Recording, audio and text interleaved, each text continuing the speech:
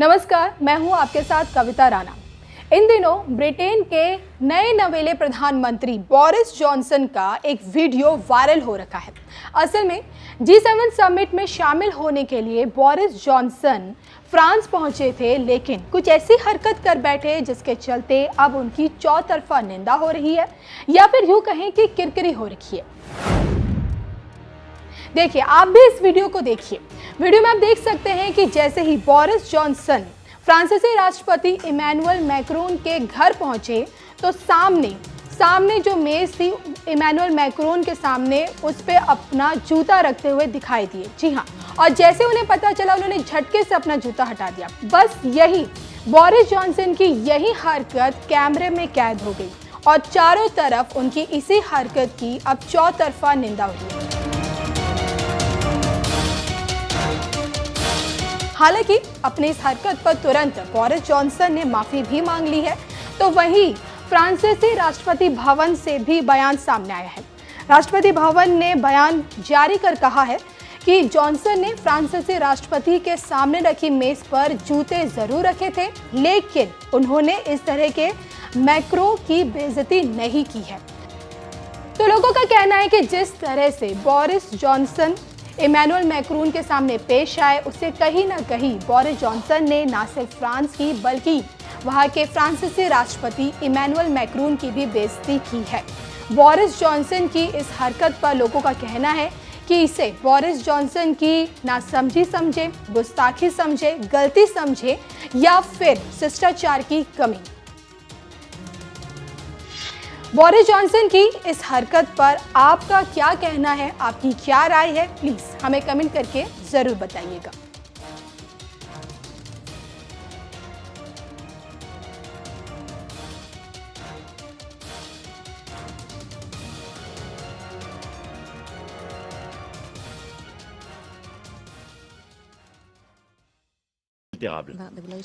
quel que soit le moment et quelles que soient les circonstances.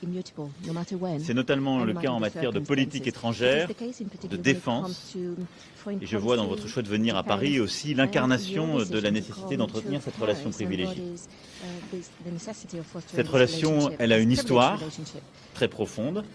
Elle a également des traités qui nous lient et qui dépassent le cadre de l'Union européenne. Et elle a des engagements très profonds dans plusieurs crises actuelles que nous avons à gérer ensemble et sur des dossiers comme l'Iran, le Sahel, la lutte contre le changement climatique, l'éducation des filles.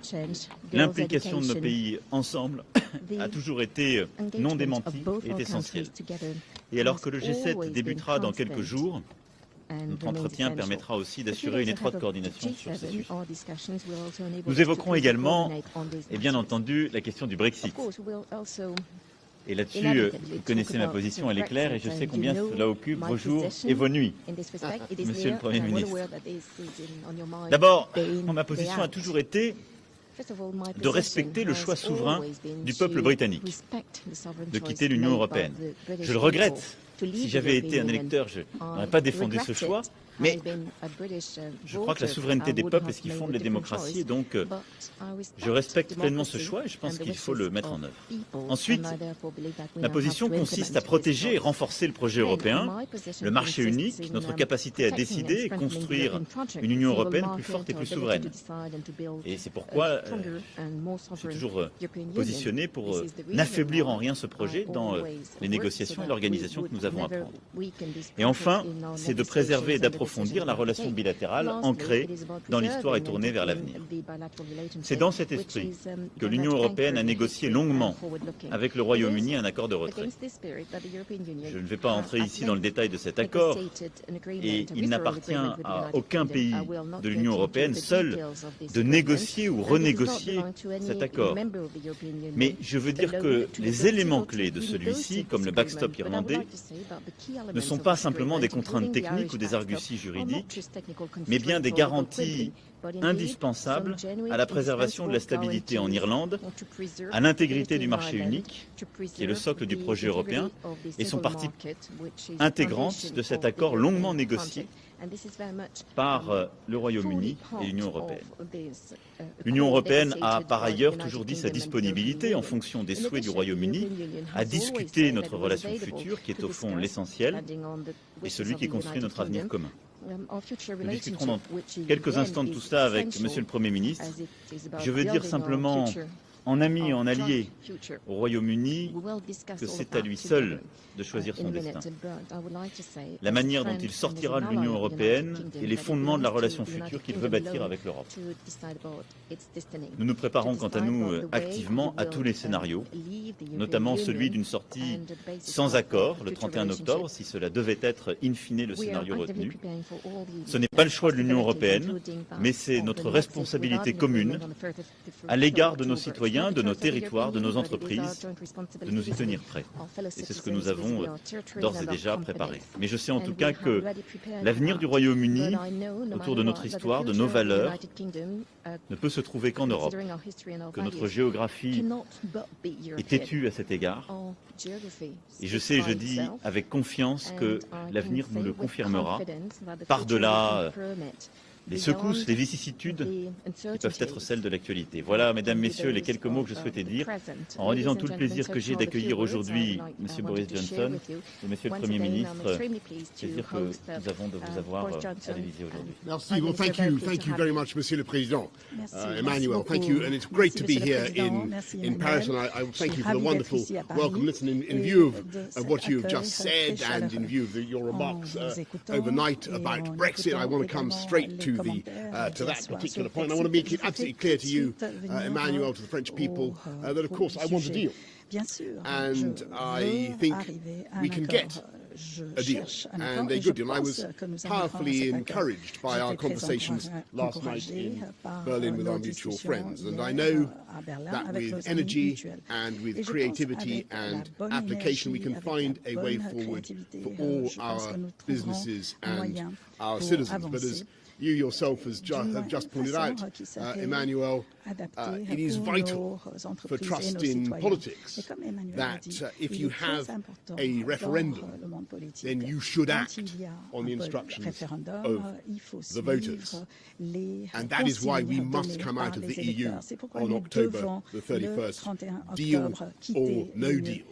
And then, of course, we can take our relationship forward. And when I say take it forward, I agree with you wholeheartedly, Emmanuel, that it is a quite extraordinary friendship. At this moment in Mali, French troops are being conveyed in British helicopters as we work together to fight terrorism in the Sahel. As we stand here together side by side at the Elysee, British troops and French troops are side by side in Estonia protecting the eastern borders of NATO. And when Assad's regime used chemical weapons against his own people, it was Britain and France together with our American friends who showed the collective revulsion of the West in taking out those chemical weapons facilities.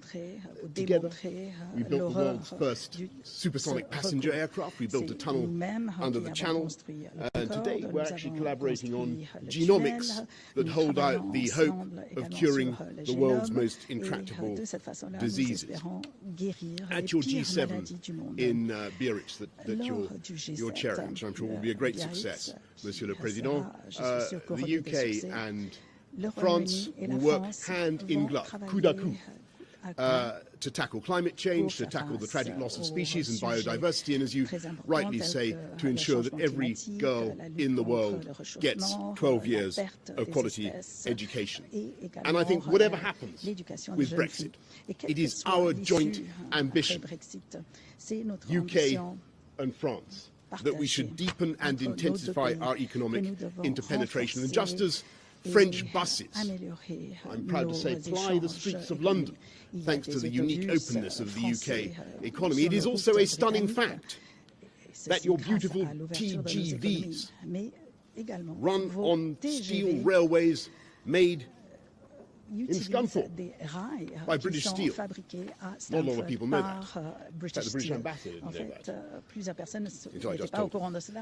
But there could be no more powerful metaphor, I think, for the cultural, the economic, the political partnership between our countries. And I'm proud to say that in spite of some of the negative predictions over the last 3 years, our capital city in London remains one of the biggest.